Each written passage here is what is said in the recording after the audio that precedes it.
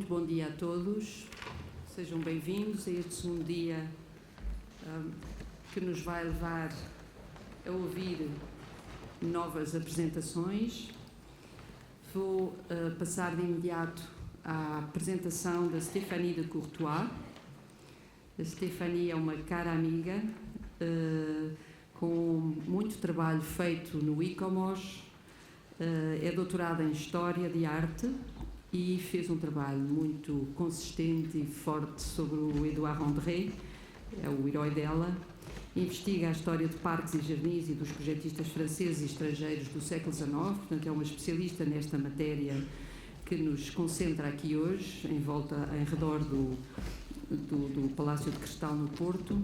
Leciona atualmente a disciplina de mestrado Jardins Históricos, Património e Paisagem, como alguns de nós aqui assim, isto na École Supérieure d'Architecture de Versailles. É membro do Conselho Nacional do ICOMOS, como digo, e é uma excelente secretária que tem feito um trabalho notável na defesa das paisagens neste comitê científico do ICOMOS. A sua investigação desenvolve-se no âmbito das transferências culturais e técnicas entre a Alemanha e a França. Portanto, ela tem aqui um nicho de investigação muito forte, que tem aprofundado com muita densidade e participa em várias publicações e conferências e tem-se dedicado agora mais recentemente a um problema novo, que são as alterações climáticas nos jardins históricos. No livro que acabou de sair, Aperçu sur l'art des jardins paysagers, ela trabalhou também detalhadamente sobre o Parque de Moscou, do Hermann von Puckler-Moscou, e, portanto, este período que nos interessa do século XIX. À toi, Stéphanie. Merci, Christina. Bom dia. I'm sorry, I cannot speak any single word of Portuguese, and I'm afraid my English is the one of a French girl, so I hope you'll understand this. Thank you very much for the invitation. I'm very happy to be here and to share on this important topic. The 1867 exposition influence is paradoxal. While it seems to have left no material remain, we will see that it has transformed the approach and form of gardens, as well in France as abroad. And at the same time, it was perfectly in line with the society evolutions and expectations. The 1867 World Exposition, held in Paris from April to November on the Champ de Mars, brought together over 62 exhibitors from 42 countries in an imposing palace built on elliptical plan, open to other major countries and presenting works of the mind, especially the fine arts, along with industrial products. It offered its visitor between 11 and 15 million an extraordinary experience, an imbroglio of products, machinery and supplies, a babel of industry. And after the humiliation of the 1851 World Exhibition in London with its Crystal Palace, France needed to organize a great event of its own. 1855 had been a first attempt, but 1867 was to be the first really universal exhibition in France. It represents a climax for the Second Empire and one of the important events of the 19th century in France and Europe. Interestingly enough, it also represents a key moment in the landscape style movement in France and in the development of horticulture within French society and economy. This paper will investigate how this event had a long-lasting influence on the development of French urbanism and a decisive impact on further expositions, both in its content and organization, although no major built monument remain. I'm sorry, I have to be more. Yeah, that's what at the 1887 before the 1889 exposition. So it was a nude place. Before focusing on the 1867 exhibition, we should acknowledge that much research still has to be done on 19th century designs and economy of the landscape design and horticulture. On the contrary, the transformation of Paris as a city has been better researched as well as its expositions from the architectural point of view, with a cultural and social approach. The 1867 exposition has been less studied, possibly because the administrative archive of Paris Parks and Plantation Department burnt down in 1871. So the available archive is really very thin, and one has to rely on published sources to get a hint on the choices made for parks and gardens and their management. As a consequence, this document provides a very official discourse, but fortunately, the Imperial Commission that was appointed to organize the exposition was very proud of the achievements, and one can rely on their many publications that help us to understand the scheme that had been set in motion to make a success of this ambitious enterprise. Another precious testimony of the 1867 exposition are the Park album. Here you have two examples. Two prestigious volumes dedicated to the Emperor, and with their magnificent binding and their spectacular dimensions, 100 per 80 centimeters and around 10 kilograms each, they gather images of the most varied elements in the park, from the doors of the exhibition to the most prosaic toilets or turnstiles bâtiments, with a particular focus on major achievements. We also have thousands of pictures, of prints. As we've seen yesterday, there is a strong connection between the development of exhibition and of photography. Among many testimonies, we also rely on direct relation, that of Édouard André, one of the major French landscape architects of the time, who as head gardener in Paris was directly committed to the success of the exhibition. We will focus on the landscape part of this exposition and see how it intimately linked to its general success. Although parks and gardens play an important part on the construction of French identity and on critical thinking of modernity, their contribution to the 1867 exhibition has not yet been much considered. The Champ de Mars itself was intended and should be read as the first medium to the purpose of this exhibition, as it clearly appears from the official reports. Intrinsically linked to the exposition palace and its universal and eclectic display, the outdoor, and we will see this includes a park, a jardin réservé, reserved garden, and also the entire city of Paris. So the outdoor want instead to be the demonstration of the French new landscape aesthetic, made of techniques, vegetal resources, administrative organization, as well as publication and scientific societies. The event was originally conceived, 1863, as a universal exposition of agricultural and industrial products. But in February 1865, a decree stated that it should also include a universal exposition of fine arts. Naturally, as we'll see, gardens will offer a good combination of those two components, and their contribution was considered most important to the general scheme. So, Imperial Commission was appointed under the leadership of Prince Napoleon Joseph Bonaparte, a cousin of the Emperor Napoleon III, a clear proof of the commitment of the Emperor for the success of this exposition and of his wish that it should benefit the whole nation. The Commission was responsible for directing and overseeing the general organization of the fair. The choice of the meeting place was to be determinant for the next 70 years, as you know, since the Champ de Mars will later host later Universal Exposition in Paris. Of course, there was no idea of this future event in 1867, and the perspective was rather focused on creating a new capital for the country. Consequently, this area became considered as a high quality and high value, and as of particular character inside Paris, which experienced, interestingly enough, an alternation of emptiness and fullness according to the ongoing projects, until the Trocadero and the Eiffel Tower progressively offer a permanent frame for these exhibitions. The question of the location of this exposition led to long and passionate controversy. Many combinations arose that proposed to use the permanent exhibition palace at Auteuil or Champs-Élysées Palace, or even other location. The wish to offer a methodical and rational presentation and to provide an easy access eventually led to choosing the Champ de Mars, a huge space on the western bank of the river, not very close to the main political and economic center, but an important place in the public memory. This place, indeed, is an ancient meeting place for extraordinary events, exercises of the army, Feast of the Federation in 1890, or a huge banquet for the wedding of the Duke of Orleans. In front of the scenic Chaillot Hill, it represents an open space with a flat surface inside the quickly changing capital.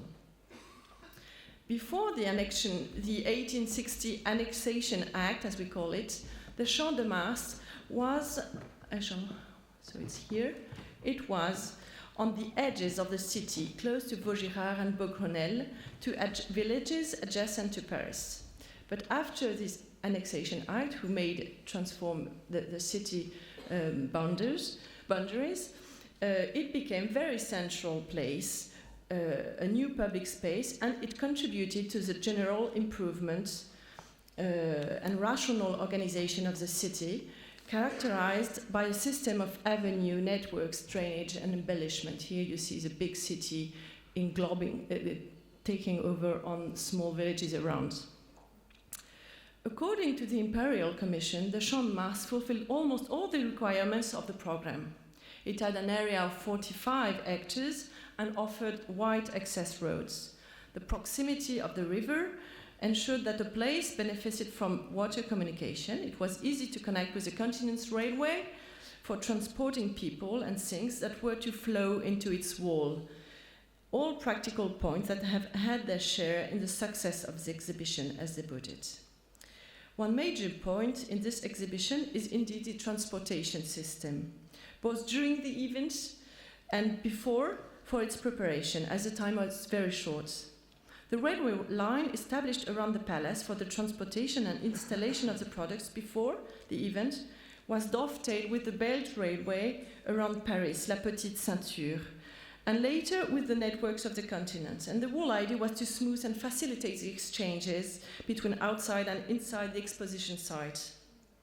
There were 12 gates connecting the main avenue to the site. This was crucial since a lot of fresh and live products were to come in, especially plants. The close link between landscape, garden, and railway has been mentioned already yesterday, and is very clear in France. Benefiting the developing national railway system, many horticulturists were transforming and increasing their commercial practice, as was André Leroy, a very famous nurseryman in Angers, west of France, whose catalogue's first page was the map of the French railway network. The interesting point about the Champ de Mars for the 1867 exposition is its integrated approach between the main goal, showing the excellence of thousands of exhibitors and products, and the wish to offer the public a glimpse of the new society that would emerge as a consequence of these techniques and products, by creating places where to live, to enjoy, learn, rest, and taste in the middle of the huge crowds of visitors. The creation of a whole new place was therefore retained as the best solution, rather than using and rearranging old places. The world to come was brand new and should be shown in a new way. The famous economist Frederick Leplay had been asked to produce a new general display layout that would enable to show the most of the productions in the best and the most logical way, and this was a direct application of the Saint-Simonian ideas. In the same time, a new element had to be integrated, the live products. Plants cannot be displayed like any other manufactured products and need some special conditions. This is the reason why they had not been included in the previous international exhibition in 1851. And a first attempt in Europe had been made in Paris in the 1855 exhibition by the Central and Imperial Horticultural Society for 5 months, then in 1855, remarkable plants and fruits from England, Belgium, and Germany, had been admired at the Champs-Élysées, and it was a novelty in European exhibition, made possible because of the new and quick ways of transportation. So after many discussions, the general scheme was approved by the Commission, and 4 different places on the Champ de Mars were designated. The park, where is it? The park in general, the palace, the garden, and the bank on the Seine. And here it is. And also an annex on the Billancourt island that you can see here, further on the river, for all agricultural devices, animals, and horticulture. The park represents more than half of the Champ de Mars, and the palace 1/3. The 4 parts were considered as a whole under the supervision of Jean-Charles Adolphe Alphand, and also of Jean-Pierre Barrier-Deschamps, the team who directed the Parisian Parks and Plantation Department.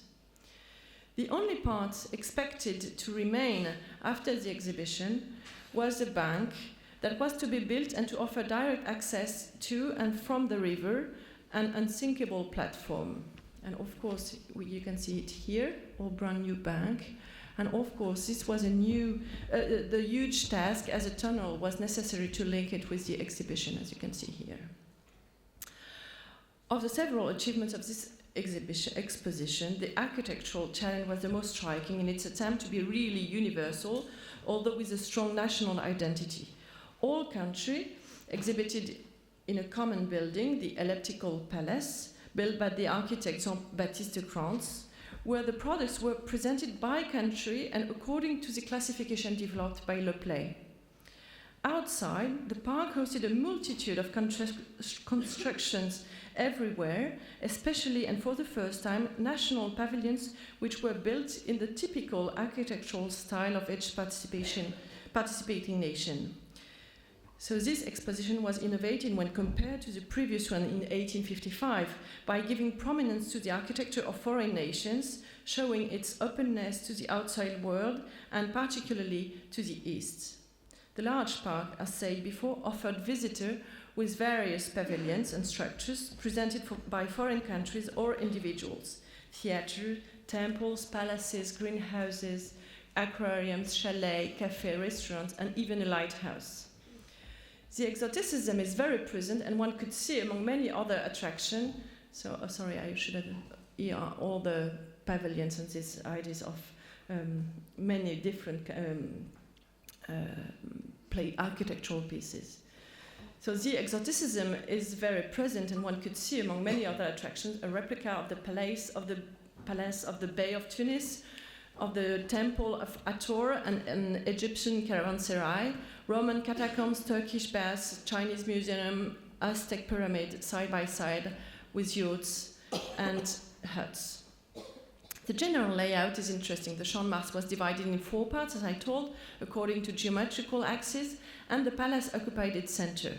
One part was reserved for the display of the agricultural part of the exhibition, one for the Jardin reservé, and the other 2 for the country's pavilion. The palace and the park were conceived as a whole, and here you can see the promenoir, which you can enjoy both palace and the garden, with 12 gates to communicate from the palace to its outdoors. The park was a rather flat site, except in the northeastern part, close to the river, that had the gentle slopes of the lake and a ramp which enabled to access the bank. The park was followed by a carefully designed dual system of roads, 10 major roads or avenues, more than 8 meter wide, radiating from the palace, and several pathways or allées. And there was a large circular way called the Grand Boulevard, which formed a continuous belt around it, linking together the various avenues. Actually, the idea of a park was not very popular at the beginning. Many people had expressed their fear that it would remain an empty and dusty place after the exhibition. It was indeed the venue for all manufacturers that were considered too dangerous or too noisy to be inside the palace, so quite a negative idea. But the head engineer for Paris, Jean Darcel, was in charge of the whole project for the park under the supervision of Alphand, considers that the park, I quote, was a great help for the exposition. One can even say that in order to fulfill multiple requirements that the Commission has not always been able to avoid, it was invaded by more construction than the picturesque effect could have accepted. The park, according to everyone's opinion, was the main attraction of the exposition. The best proof of its success is that it has been, along with the garden, the part whose destruction the public has the most regretted. Although all visitors insist on the diversity of architecture, the landscaped park is on the contrary quite unified, a paradoxal positive result of a failure. As Darcel confirmed, for the first time since we organized such meetings, the huge development allowed to attach to the palace itself a large green space which was divided between the various nations, extending to the outdoors the allocated areas to each nation inside the palace. But, unfortunately, one cannot recognize the different nationalities' horticultural characters, since all, except for Prussia, have asked the gardens to be executed by the skilled engineers, that's him, who have lent their support to the Imperial Commission by designing the layout of the park. So as a result, the park is considered as the triumph of the Parisian landscape style. However, most of the park looks like a landscaped village consisting in the gathering of very picturesque buildings, and rather than a garden, despite its lawn, its beds, and the mature trees. The most visited park of the outdoors was the Jardin réservé, a garden where the full mastery of the skilled landscape designers could be revealed. Encouraged by former achievements at the Horticultural 1855 exposition, the Imperial Commission had dedicated to it a huge surface of about 5 hectares. The scientific and industrial purposes of the exposition were not the only one that the Commission wanted to attain. It also wanted to provide a most complete and informative example of garden art and thus give the exhibition a new appeal. Nothing was spared to achieve this goal. I quote, from a flat and bare ground of somehow picturesque valley was created. A lawn covered both sides of the valley, in the bottom of which a river was meandering, cut by artistic bridges. In the middle, on a knoll overlooking the entire garden, they had built a monumental greenhouse or glass palace intended to host high exotic plants. On each side of the greenhouses, 2 aquariums were established, one filled with fresh water and the other one with salty water. The freshwater aquarium was a kind of cave with huge tanks of different species of river fishes, and the top of the cave was used as a belvedere. Those aquariums were built out of rocaillage, a very sophisticated technique which combines fake and real stone blocks, masterly executed by Combaz, one of its most famous and skilled artists. As Darcel testifies, this garden has wide horizons and follows the graceful forms of a valley. Its bed and plantation are formed of the rarest plants sent by the exhibitors, while its greenhouses and corbeilles have their design renewed every fortnight with plants and flowers imported from all parts of the world. Of course, this is a huge technical challenge. The choice of plants was made with special attention. Plantation of evergreen or deciduous shrubs, so many and so varied in appearance, were done in the beds around the Jardin réservé to isolate it from the rest of the park. The vast hilly lawns were used to display turf grass, and amidst the greenery were beautiful examples of various trees, some very interesting for their shape or for their color, or for their weeping branches. Darcel also distinguishes the very particular purpose of this garden, which is a perfect example of gentle land modeling and the harmonious forms, and contribute to large parts, to the charm of the gardens that are currently created in France, except for one point. It should include few mature trees to allow the sun to freely reach the many corbeilles, as its special purpose is the flower display. So in fact, you can see very few trees on those pictures. And a famous horticulturist also commented on this celebrated garden, pointing at the status of an exemplary garden. It is established according to the currently adopted form and landscape or scenic garden and could even be considered as the most outstanding example. It is what we should expect from the talent of Mr. Alphand and Barrier Deschamps, who must be regarded, if not as the inventor of this jardinic composition, as at least as master in this art. It is not a surprise that this rather small garden is supposed to exemplify the Parisian style. Here, André has an example of an English, a German, and a French garden here on the left. And this garden at the Expo is supposed to exemplify this type of garden. It is also significant that the only country that has designed its own garden on the offered lot inside the park is Prussia. They have created in its center a rather pleasant space where the picturesque is well mixed with the regular arrangement of flower beds in geometric shape, so were the comments at the time.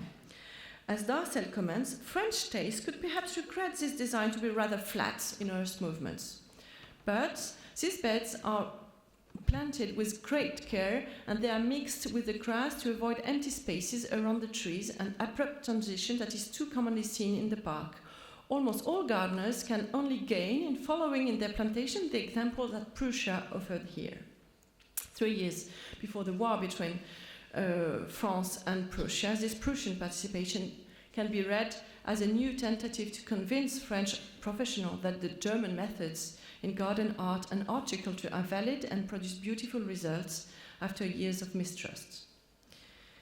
As we see, the garden art exhibition can be considered a relative failure for this international aspect, since it was all designed by and managed by Barrier. But this lack was partly compensated by the sections of gardens map. Hundreds of garden plan schemes map from all over the world had been sent. And Darcel advised that it is a need to travel and to build a strong culture of methods, of sites and places, to get to know the architecture of various countries and the creations of several exhibitors who could only send plans of their schemes. So a clear invitation to go and travel. The 1867 exhibition left a wider place to the Parisian park system and landscape style to be discovered from all corners of the city. And they have invented a urbanity for Paris. The support of the Parks and Plantation Department was particularly requested during all the preparation of the exhibition.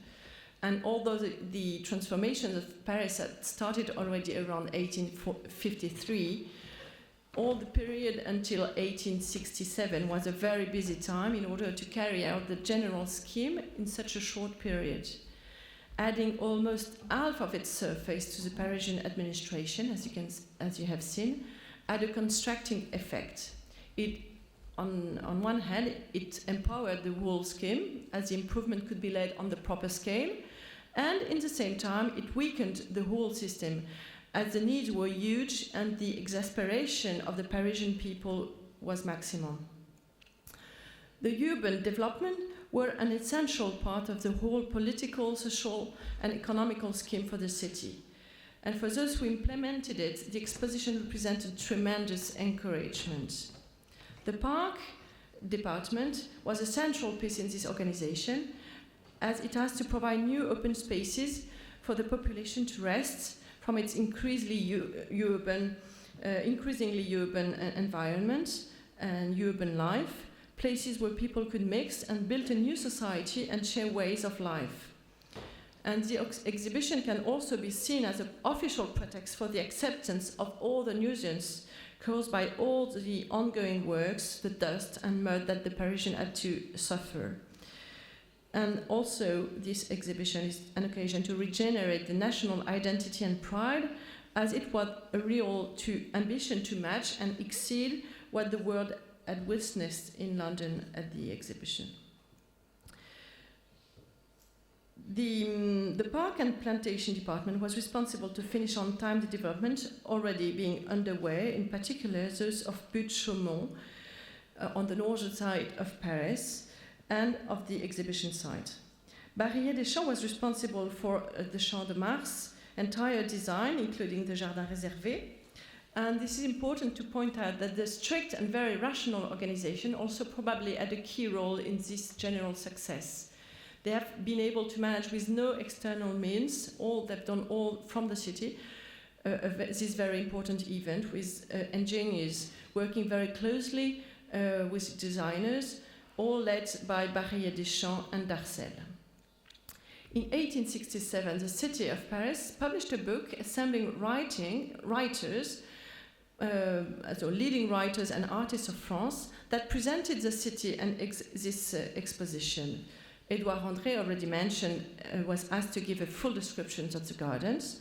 And one also finds this universalist spirit in another article of the same collection, the Rêveries de Paris, signed by the famous writer Georges Sand, who admired and underlined the wider significance of the Parisian corbeille and plantation at the exhibition. I quote, "1,000 other plants awaken geographical consciousness from which all other notions derive, scientific, social, economic, historical, religious, political, industrial. Here will the forgetful brother of misery, luxury, start teaching the people's child how to know, to find, and to act." The Park of Les Buttes-Chaumont, started in 1864, was inaugurated on April 1st of 1867 by the Emperor, in the very same day as the World's Exhibition was inaugurated. Doing it such in a short amount of time, 3 years, was considered a technical tour de force. That was a deserted place, inaccessible to any kind of industry, unfit for the creation of a neighborhood, and that was used as a receptacle for the scum of Parisian society, as it was described. And it was transformed into the most picturesque of the Parisian parks, and has attracted a new and more respectable population. In fact, especially on the eastern side of the city, a particular situation that was a very particular situation for this park. The place was a seedy place, packed with thieves, gypsies, and vagabonds. And the city of Paris administration knew that physical improvement greatly affected the social ones, and that by cleansing the area, it would transform the population or all around. This Buttes-Chaumont was an obstacle for communication between the center of Paris and the north, and it was really necessary to create there a new attraction. And so it was decided to do a 27 hectares park at that place, which was to become one of the most emblematic among Haussmann's achievements. The modernity of its design, as well as the techniques that were implemented, make it a milestone in the evolution of parks and French gardens. The park is indeed composed to showcase the technical progress that engineers are able to achieve. Water is guided to fall through the large cascade of 32 meters high. The lake and paths are paved and lit. The bridges are all executed using a very advanced technique, and the buildings are elegant. The process was huge, and in less than a year, the earthworks were finished, with wagon trains scoured the ground in every direction, correcting slopes, digging valleys, removing infertile land. And when the emperor pays a visit 1 year after the beginning, he sees 1,000 workers on the ground. Gunpowder was necessary to blast huge blocks of rocks, to open arches, to dig the lake, and to remove precarious stones. The existing rocks were often connecting with new ones, and artificial joints were made with such art that no one cannot distinguish the hand of the worker with that of the nature. All roads were fully accessible to the public on the opening day. It's about 5,000 meters road. And water was especially managed in this park and has stunned all visitors. A lake of 2 hectares surrounds the massive cliffs of the island, and the water coming from the side of the terrace pour into a steep ravine bound under a rock bridge over the LA belt, and finally rush into this huge cave through ferns and climbing plants. Decorative elements and structures abound in Butte-Chaumont, many rocks, alpine plants, a mountain fully planted with Himalayan shaders, and finally a floral decoration very rich and varied. The Parisian administration has spent considerably on this new park in order to create a new neighborhood in this part of Paris. 60,000 francs were just for the plantations, of which 40,000 francs were awarded to large trees, 10,000 purchased abroad, and 10,000 francs provided by city nursery. So the importance of very large tree to get very soon a huge effect, visual effects. In respect, of course, to the 800 hectares to the west of the Bois de Boulogne and to the 1,000 hectares on the eastern side of the city with the Bois de Vincennes, this is a rather small piece. Yet its creation inside the exhibition program reveals its role as a showcase for the whole urban transformation directed by Haussmann and for the achievement of Parisian horticulture. And thanks to these municipal greenhouses at La Muette, already settled 1855 by Barrier Deschamps, the city was able to provide all necessary plants for the whole Parisian scheme. In terms of attendance now, the 1867 exposition was a great success. Parisians and people from the province, French and foreigners, were all invited to admire the latest discoveries and techniques, to walk in the new Paris transformed by Haussmann's team, and to travel at least in sorts thanks to the many foreign pavilions. Although the initial fear was that the additional costs of the exposition park would not be accepted by the population, it ended up being a source of pleasure and of financial profit, as the public literally flocked its restaurants and aquariums and all pavilions. Visitors were so numerous that even the new transportation system could not accommodate for all, prompting the setting up of organization to bring in visitors. And the famous Thomas Cook, an English businessman, became specialized in organizing foreign travels for the middle class. He has organized the visit to the exhibition to more than 20,000 British people. It is also estimated that more than 100,000 visitors flocked on the day of the inauguration of this exhibition. These caves, as well the one inside the exposition and as the one at the Butte-Chaumont, this cave were one of the attractions of the park, echoing geographers' discovery and also drawing the public's attention, echoing the success of books like Jules Verne's Journey to the Center of the Earth, published in 1864, so just 3 years before the exhibition. For André, this Butte-Chaumont offers interesting example, and its innovation fully justified its inclusion in the program of the exhibition, as it has become a really inspirational place. Several technical solutions seemed good examples to be copied, namely the overlapping passes that he reused thereafter. The way Butte-Chaumont deals with steep paths also seemed interesting to him, and he gives the example of the South Butte of Belvedere, which is picturesque paths decorated with a variety of vegetation. In addition to the improvement in the park and its incredible technical achievements, the planting of the park itself was highly appreciated and highlighted the purely technical horticultural achievements. According to William Robinson, we'll talk later about him, Butte-Chaumont became a beautiful wooded park whose original disadvantages have been transformed by the knowledge of Mr. André in one of the most enchanting and most natural gardens. He used the garden as a laboratory for the use of plants for horticultural advancement, as well as for the ornamental effect that they could provide. And he recounts having planted in this park a number of plants whose hardiness could not be appropriate for Paris climate, in order to experience more and to know those who might resist our winters. publishing afterwards an article with a list of plants and detail for their survival. And I think this point is very important, of the strong link between giving leisure places and having the science going along one together. He also conducts in the Buttes-Chaumont tests on the rock garden plants.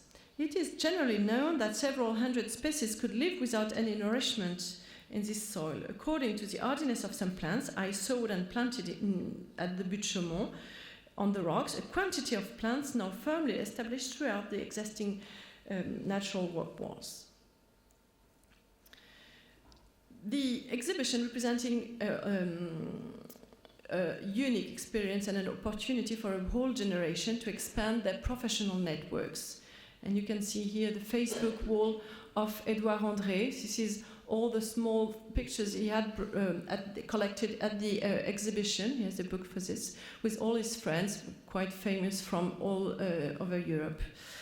André especially benefited from it, as he was responsible within the administration for guiding distinguished visitors, including, because he was one of the few to speak English, so he was responsible for guiding distinguished visitors, including Domenico Sarmiento, was then ambassador to the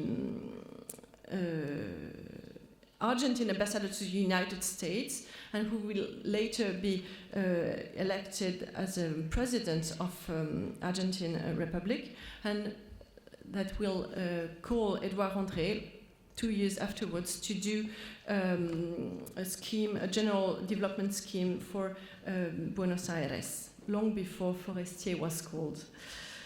André might have even more easily taken advantage from these acquaintances, since he had been declared, just on the very day of the opening of the international exhibition, he has been declared the winner of the international competition for Sefton Park in Liverpool, just on the other side of the road to Prince's Park, and on the other side of the Mersey River to Birkenhead Park.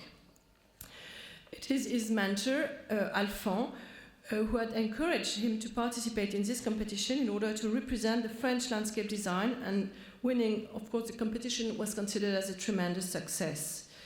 As the horticultural Morin wrote, proves that Mr. Alphand and Mr. Barillet opened a new path and achieved progress on what had existed before, is that a young man trained in their school, Mr. Edouard André, first gardener of the city of Paris, has just won the competition opened by the city of Liverpool for the best scheme for a creation of a park.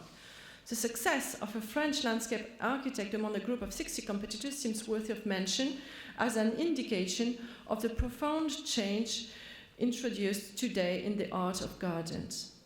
Here you have a comparison between Buttes-Chaumont and something he has done in Sefton Park.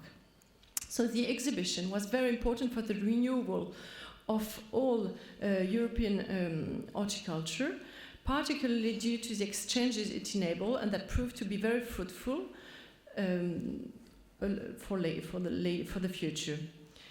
André had established contact with professionals, especially with the already famous publicist William Robinson, whose friendship became very valuable to him. And Robinson came to Paris, sent by several magazines as the Gardener's Chronicle, Time, and The Field, and he was supposed to report to British readers about the exposition. And through his acquaintance with Edouard André and his professional network, he will complete this exhibition with lots of visits around Paris, and will write about the successes of the Parisian suburb plannings, horticultural novelties, evolution of garden art, and on the Corbeille. He would then publish 2 books, Gleanings from French Garden and The Park, Promenade and Garden of Paris in 1868 and 69. And soon after the exhibition, thanks to Robinson and others, all stakeholders are very conscious of this new relation of horticulture and of a wider audience. It was the encyclopedic exposition in Paris that gave finally to horticulture its rightful place among all manifestations of humanity, analyzes Edouard Morin, a Belgian horticulturist. is rather peremptory affirmation that horticulture is together a leisure, a business, an industry, an art, a science, will be a guide to and an encouragement for hundreds of nurserymen, botanists, explorers, specialists, but also by artists and sculptors and photographs, with a whole new and crucial economic sectors relying on the passion of all levels of the society. And I almost finished. The places that the exhibition has offered to the garden and horticulture will then encourage private initiatives from horticulture society, from publicists, nurserymen, to invest and to develop the proposals in order to reach wider parts of the society. Not only big cities like Liverpool will be fascinated by this achievement, but hundreds of small cities in France, thousands of wealthy and middle-class landlords will strive after landscape-style gardens, rockery works, greenhouses, and interesting plants. So, of course, we have to do much more research on to investigate on all those professionals, especially on Combaz, which we know few at that time, on this rocaillage and rocailleur. But we know that we have to do much more researches on all those architects. So the Champ de Mars was to become the place for all exhibition, and except for the 1925. And the next layouts will comprise a central and unique palace with scenic gardens. Here, sorry, I should have. This one is so after the exhibition, all was demolished, of course, and that was a huge regret from the Parisian population. And I finished with just two pictures of the 1868 and 1889 Universal Exhibition, and the place that was to develop then, and the one we are planning to organize. We're applying for the 2025, and as you can see, Paris is just a very tiny point in the whole system, which will extend until Marseille and Strasbourg. Thank you very much.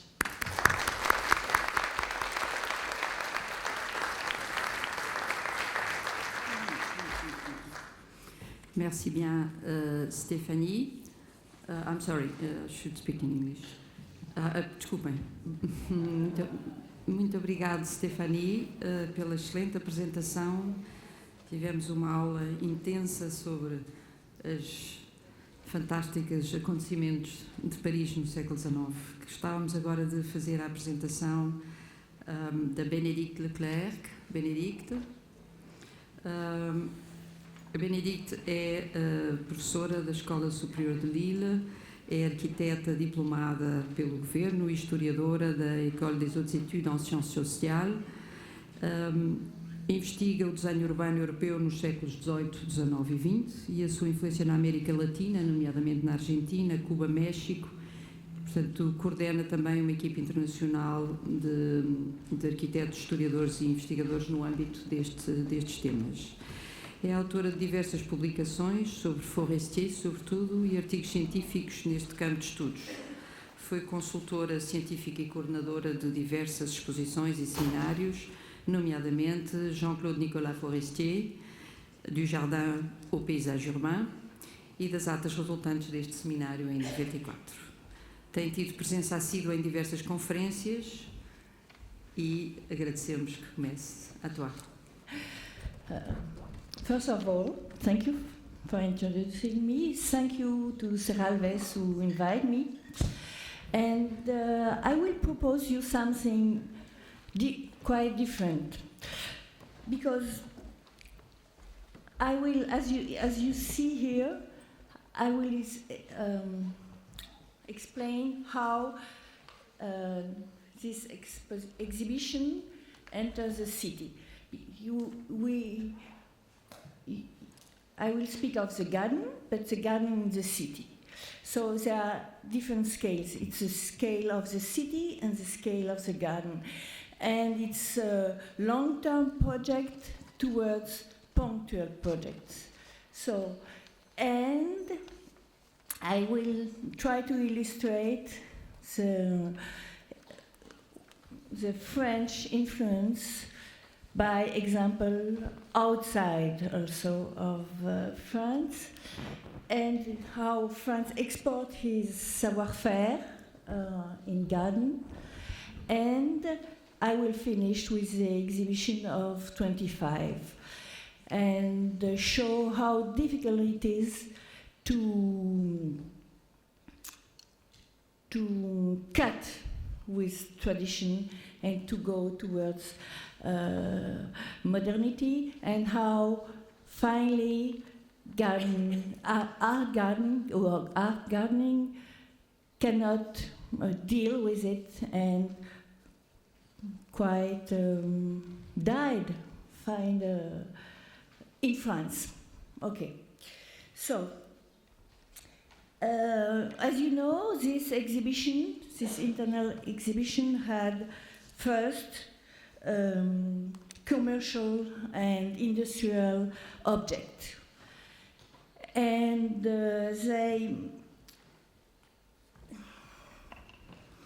they expand to other subjects in the time, but first it was only industrial. It was project fabrication and technical improvement based on to show the progress of the society, but the progress of the industry. And the theme of this exhibition came from industry and slowly expand and go to other theme more open. And for example, the first one in London was industry. The theme was industry of all the nation, and in 1900 the theme was the evaluation of 100 years of progress. So, and you see now Milan exhibition. Last one was on food, and next. So it changed to let all the countries expose with more ability and more social interest, and it goes. It's less specialized, in fact, on industry. What we have to know also, it's this exhibition take place in a voluntary context, not only for industrial, for commercial, and when they are in city who wants to renovate, to change their urban planning. It's something very, very strong. Mark Tribe, we spoke yesterday of Chicago, who burned, of San Francisco with the earthquake. And so it's always in a political of renovation, urban renovation.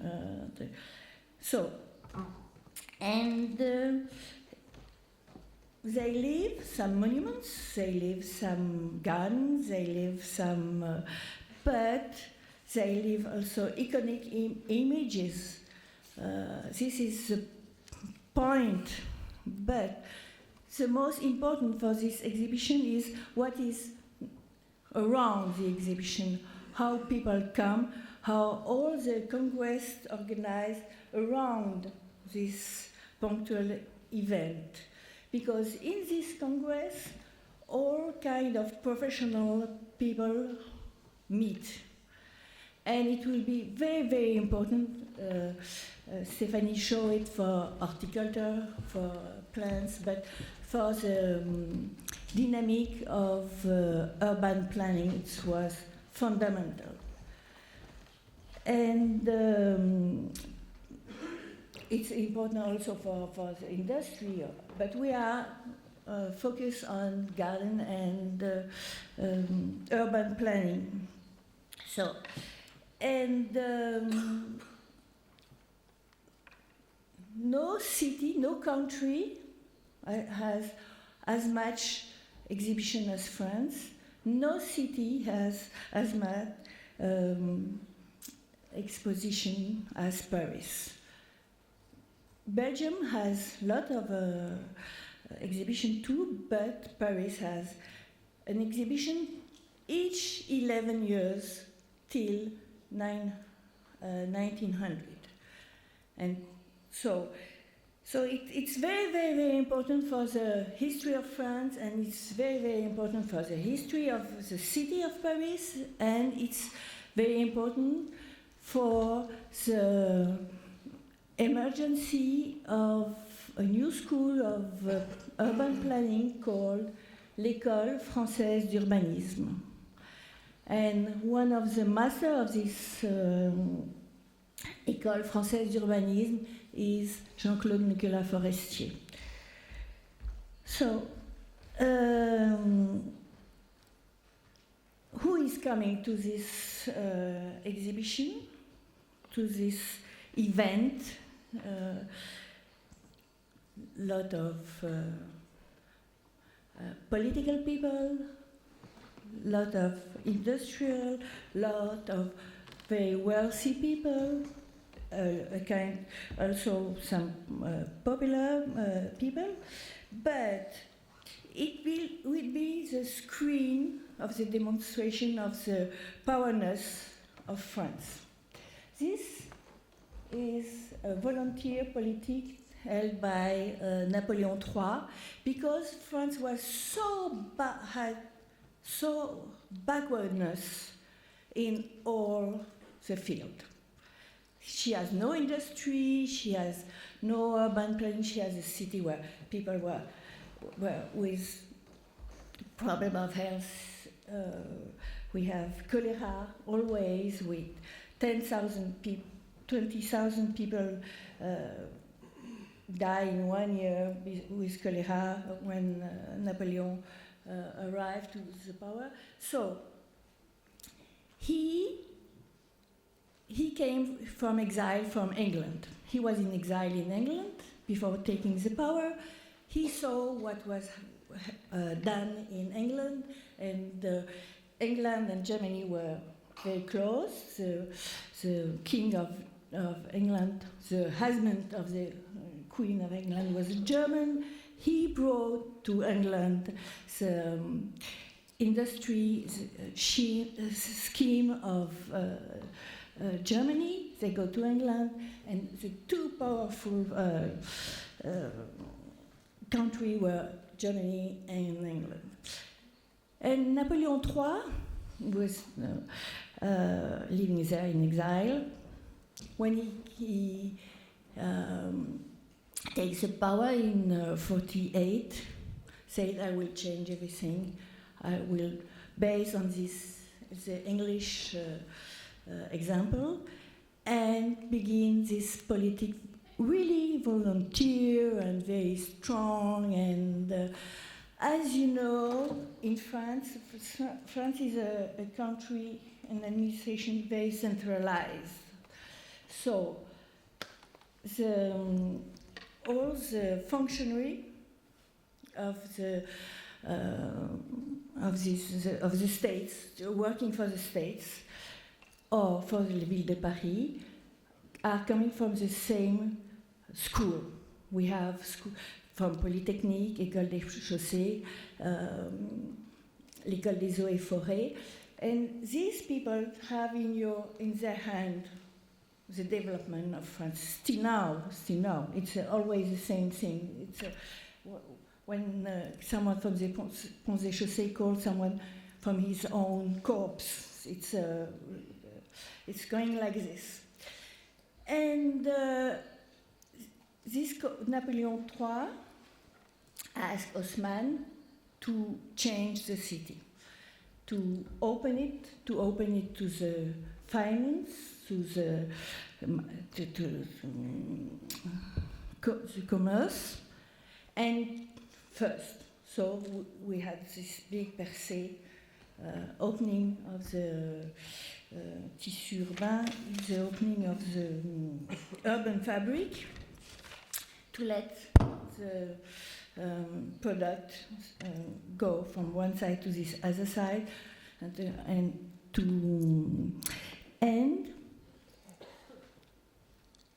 at the cross of this per se, what would you say? He introduced squares and garden because the need in a hygienic question to respond to this big epidemic we have, and so he gave Haussmann the direction of this urban renovation, and Haussmann created 4 sections. Architecture, tout Baltard, Parc et Jardin, promenade, the garden, to Alphand, the water, to Belgrand, and the planning, the service of planning. And these 4 men, we had to depend of Haussmann. When Haussmann and Napoleon III were kicked out of the government because there were political problems. In 1870, there was a war with Germany, so they were kicked out. But Alphand stayed, and he stayed until the exhibition of 1898. So he kept in his hand alone all the services. And it's very important to understand how the project, the urban planning project, can survive all the politician incident, all the war, and all. And Alphand, when 2 years before going, asked Forestier to take his place. Forestier will be the chief of the garden of Paris. So I will show you some. Who is coming? So a lot of people who were living also in Paris, to explain also this the success encounter. The exhibition had much success. From 5 million it goes to 50 million person coming to Paris. And in Paris, who was living in Paris in this time? A great immigration elite from all the country, emerging country of Latin America, because Uruguay, Mexico, or go to ask for their independence, and because I'm forgetting several persons. Mexico, Argentina, Chile, Brazil, Uruguay were the emergent country of Latin America, and the elite come to Paris to protect themselves during the war. So they were very influenced by what was going in Paris. And after, they sent, when they go back to reconstruct their country, they sent their children in the school, but not only in Paris, in Germany and England. But so the Parisian model was very, very, very strong outside. And that's how it spread. And that's how Forestier, for example, was called by different governments to propose new urban planning. And you have to know that a garden doesn't go access to public command. Only can access to public command architect or engineer.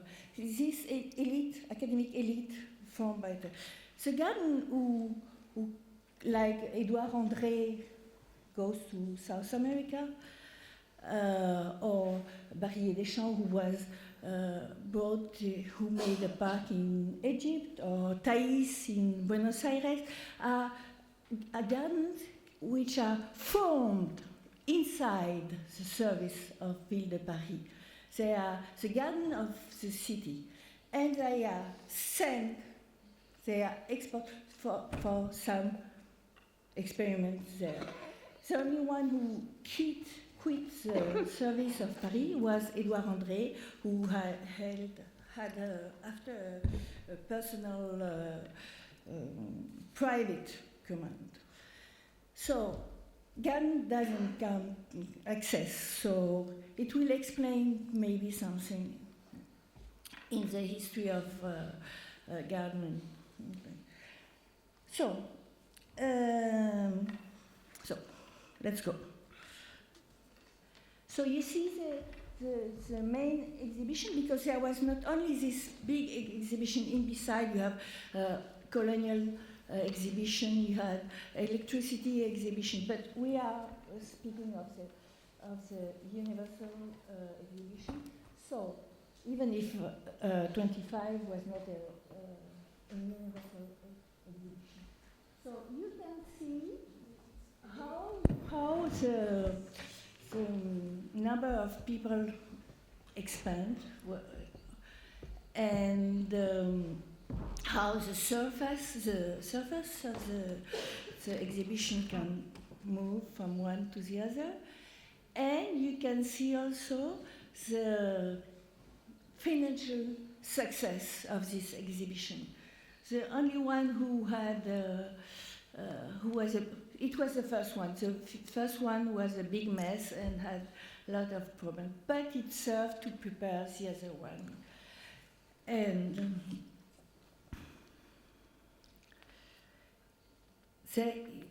I will show rapidly some plan of, they're always in the same area. And there is a reason, really important. This is 31, it's out of the city, and 30, it's a colonial. It's because they are always in this area. Why? It's because, you can see it more, from Jardin des Tuileries, Place de la Concorde, to the Colline de Chaillot, and here you have École Militaire and Invalides. So in this area. Why always in this area? Because it's an area where you cannot build anything. It's floated always by the sea. Sea is very dangerous, and so Les Invalides, built in the 17th century outside the city, because it was for the soldiers which were badly infected by the war. And so on top, you can see that there is nothing. There is nothing because the Seine always flooded this area called Plaine de Grenelle. And the other one is the other part of the triangle is l'école militaire. It's always the same thing. Besides this, there you see there's nothing. The course of the same change sometimes. And here it's because it has never been for the army. It's a demonstration of the army, and as Stephanie showed, it was an empty place. It was a place where there was feast, revolutionary feast, and so on. So, and this is to show that even in the 19th century, it was empty. Even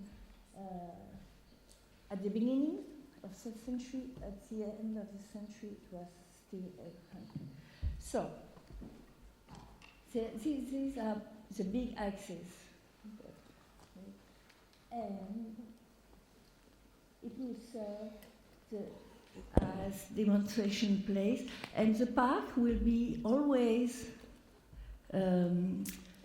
Forestier will have to redesign always the axis, and the park you see now are designed under the Tour Eiffel here, are redesigned by Forestier. And he had to arrange this place, and he opened this here, here, which is the only great promenade built in the at the beginning for the entry of the exposition of 1900. So it's you have seen we have no, it's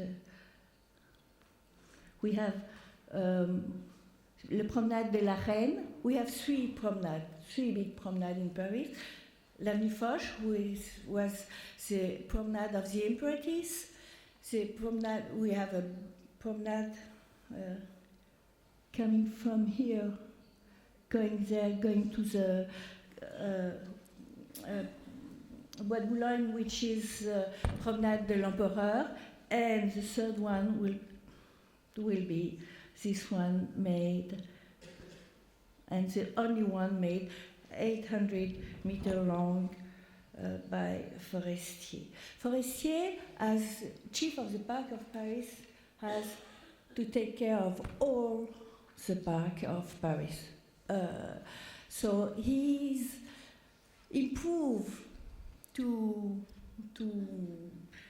imagine, to design parks inside of the city. It's not the same thing as a garden outside of a private.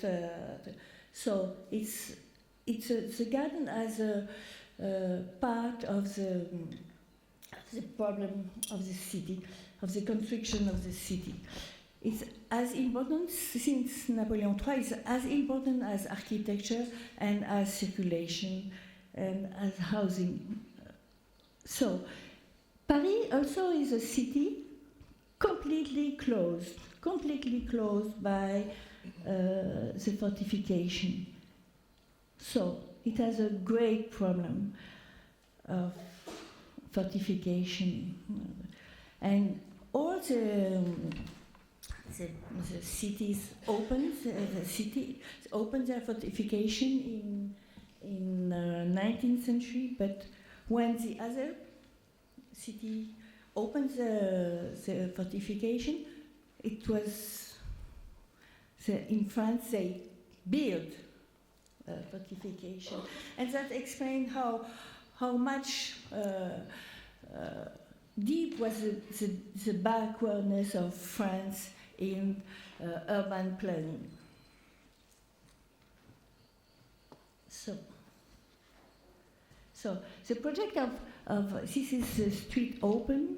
This is the implementation of the park, and there are two parks only and in the open space the little square. But Paris is first of all this. It's closed, and this is Gauguin, a painting of Gauguin. And what is the problem of the 20th century, when the exhibition of 25 is held, is opening this. And since 1919, they began to put down this fortification, but it lasts long, and it's still now you still have pieces of this fortification in Paris. But what was the question from 1910 to 25, when the exhibition is held, is what will we do of this fortification? And Forestier, as he is an engineer of Eaux et Forêts, has a long-term vision.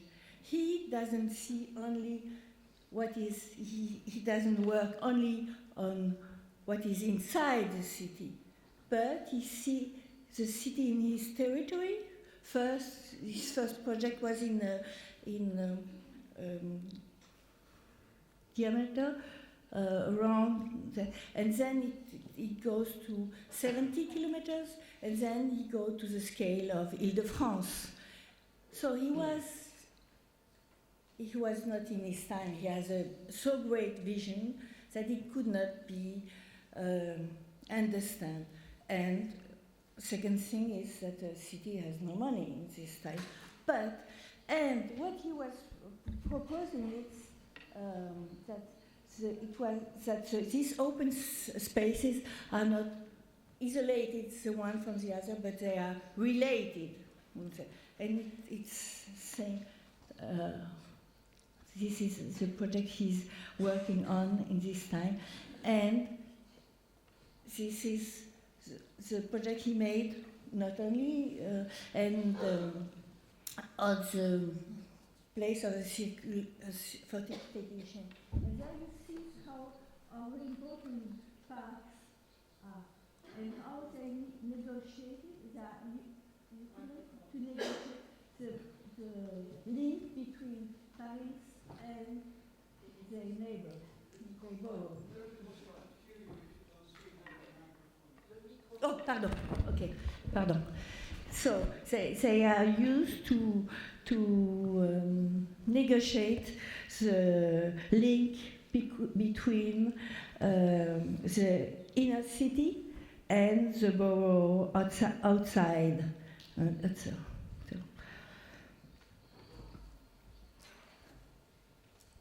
this is a park. He built it in 24. And it's le parc de la Cité universitaire that you can see in Paris. It's a beautiful park. And he was so polemic that he wrote this book, Granville and Système de Parc, where he explained his ideas, which are very influenced by Olmsted and what was going in the States, the United States. And because I told you how much the Congress, besides the exhibition, were important. And since the exhibition of 1867, there was a foundation that emerged named Musée Social. And Musée Social was created to keep all the documents which were prepared for this exhibition on social economy. And Musée Social let all architects of Germany come and explain their project, from England, from the States. And it was a think tank of the new urbanism, French urbanism. So, and Forestier is, as I said, one of the father of this school. And very important thing. And as he made this big polemic and used the media, he was well known too. He had international reputation. So he was invited by the government. He was not sent by the city of Paris. He was invited. It's very different because this part of the work was private work. And what he was doing in Paris was functionary work. It was his official work, and besides, he developed a private command. In France, when you are a function of the state, you must not have private activities. But there are two exceptions, the artist and the architect. He was not architect, he was engineer. But, so he could develop his private, and one of his first projects was in Sevilla, in Spain, because Sevilla was planning for 1914 a big exhibition, Hispanic exhibition. And of course, with the war, it was delayed. And finally, it takes place in 29. And in 29, opened also the Barcelona exhibition. So he was called to design a park in Sevilla, and here.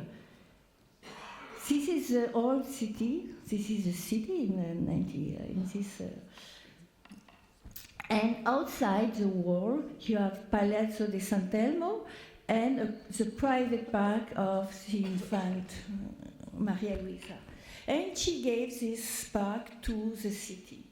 And the city used it to plan the exhibition. But what is the real importance of this park, as we will see, is that this area, as Paris was always flooded, this area is always flooded by the Guadalquivir. So the aim of the exhibition was to clear all this area and to permit here urbanization here. So they build a canal, and this is a photo made by forestier of the park, and you see all the urban city, the new city who can emerge out of the park building. It was a park which was axis on the axis of this park was here. Here he cannot touch because there was a little island with a love affair of one of the princes, so he cannot touch it. But he proposed this park, and used, and he's the father of the renewal. Yes, I'm going to move 5 minutes. The Italian, Andalusian handcraft he used. So he made this big park, which has lots of success. The exhibition was transformed, and in Ibero-American exhibition in 29, and had extension here, Plaza here, okay. But it functioned so well that, and here you have the park. It's the same process in 1992 in Sevilla, a park to support the renovation of the. He was called in 1 year after in Barcelona for the exhibition of electricity, and which didn't take place. So, but this was his first project, and you see how parks are linked by promenade. They asked him to build a little place. So I have to go faster. So so this is where the old exhibition take place, where he built this little place, and he had to plan this park here because the exhibition of 29 will be here, and he had to resolve the problem between the Cerda planning and this mountain who cut the view of the city of. You see, the city is closed between Tibidabo and this mountain. So he had to resolve this problem, and it was an ugly mountain, and this is forestier on this mountain, and he began to transform it. He transformed it on two sides. Here a terrace to the city, and here Miramar, a terrace on the sea. Okay. So this is a project on the sea, Miramar. This is the project on versus the city. So he built. I show some of his drawing because he drew very well. Some I have to go fast. So it was a great success, and it's still a great success. And you see, this is the exhibition of 29, the entrance tag, and the park is here. And this is Miss Van der Rohe. It's a pavilion in the. He was also called in the Habana. In 25, he was working in Cuba, and the city side of Cuba is if you know the Malecon, and all this part was realized. This part, no, but you see what is a système de parc relay. He made, this is the project for Lisbon, La Place, next to the Plaza de Comercio. I show it because a lot of people do not know that Forestier planned this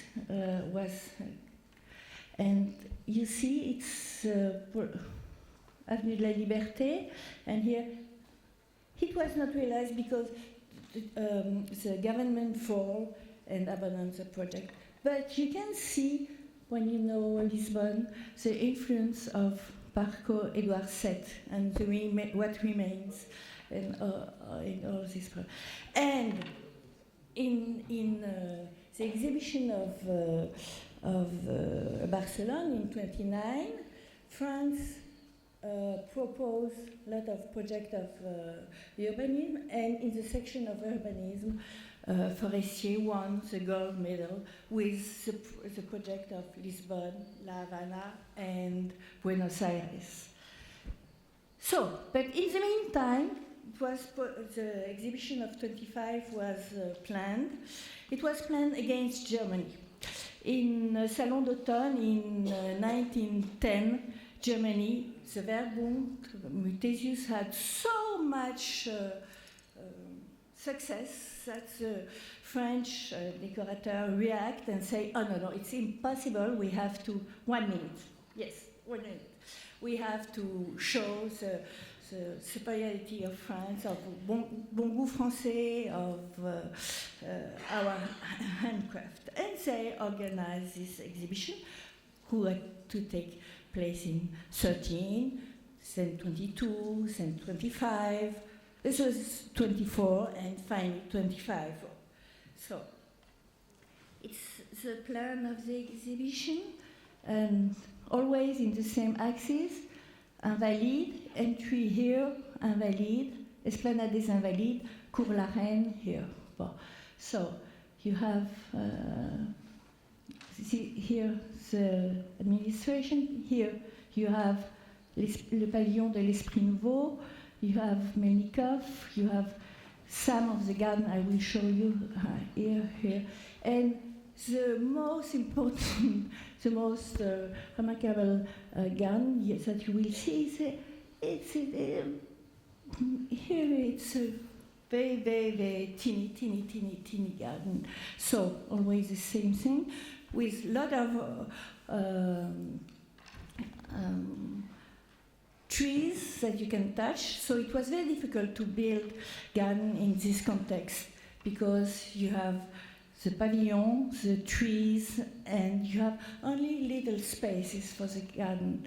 And the exhibition was in two places, so outside and with a section inside the Grand Palais on the second floor of the Grand Palais, and called Art de la Jardin et Art de la Rue.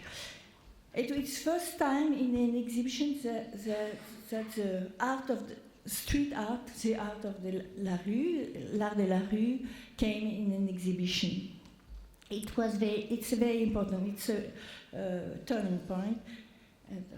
But what they show the plan of Gréber of Philadelphia, and they show one plan of Agache for Dunkerque planning, and they show garden in photography of wealthy person, big garden of outside Paris from the Vera, from Gréber. It's very important because the Count of Wisla, the Cabral, Count of Wisla,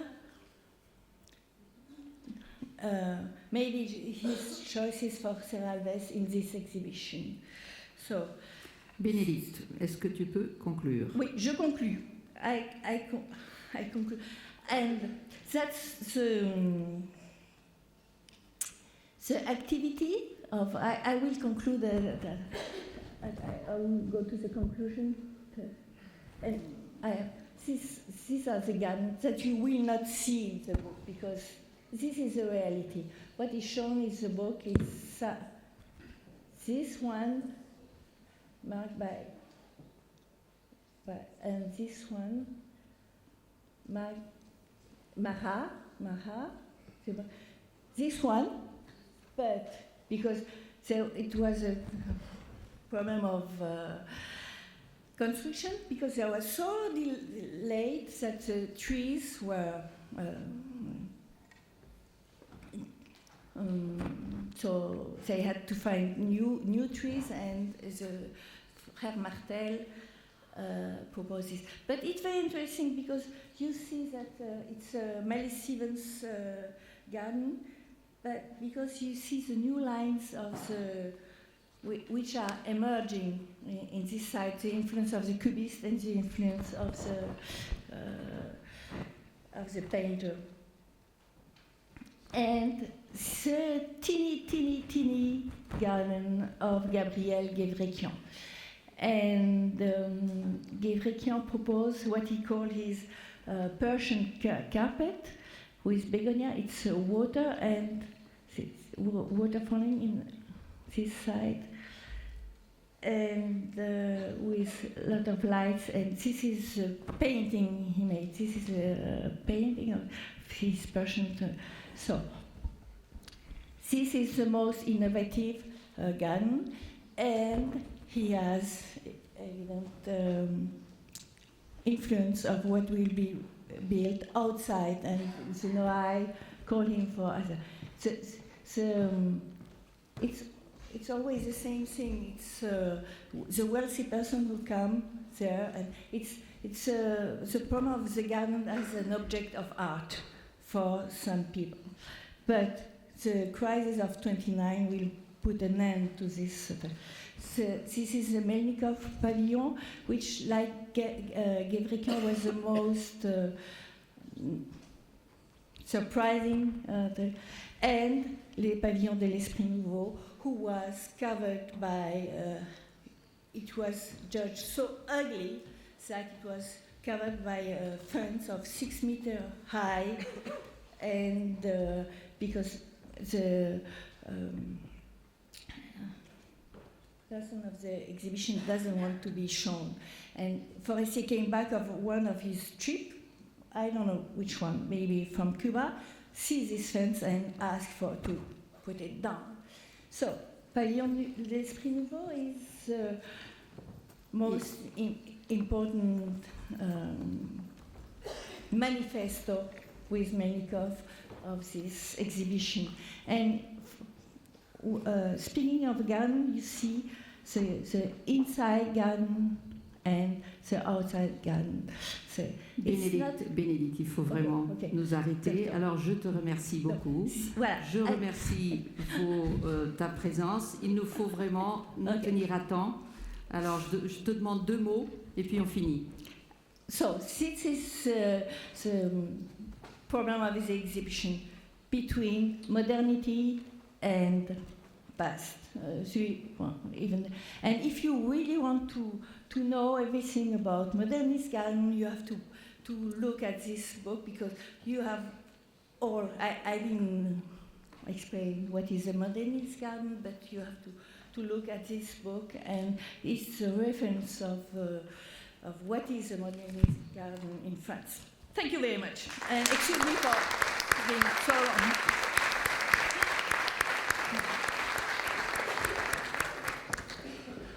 Vamos agora para um intervalo até às 11h25, ou seja, temos 5 minutos de intervalo.